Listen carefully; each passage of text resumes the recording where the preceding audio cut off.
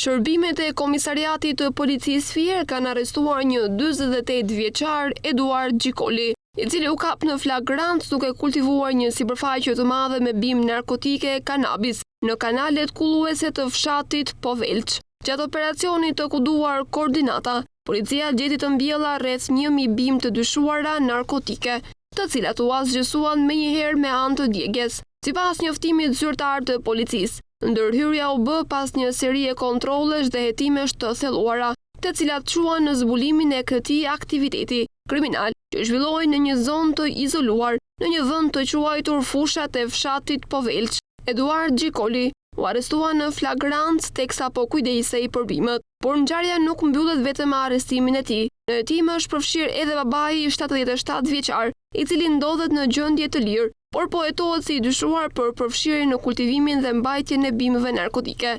Gjatë kontrollit të banesës së familjes Gjikoli, forcat e rendit sekuestruan një armë zjarri pistolet, 2 kreura dhe 14 fishek luftarak. Operacioni koordinata i zhvilluar me metoda proaktive dhe hetime të vazhdueshme ka mundur të zbulojë dhe neutralizojë këtë zonë të kultivimit masiv, duke ndërhyrë në kohë dhe shmangur për hapjen e mëtejshme të bimëve narkotike në treg. Policia ka nisur punën intensive për dokumentimin e plotë të veprimtarisë kriminale dhe identifikimin e personave të tjerë që mund të jenë të përfshirë në këtë rrjet, në mënyrë që të parandalojë zhvillimin e mëtejshëm të aktivitetit të paligjshëm.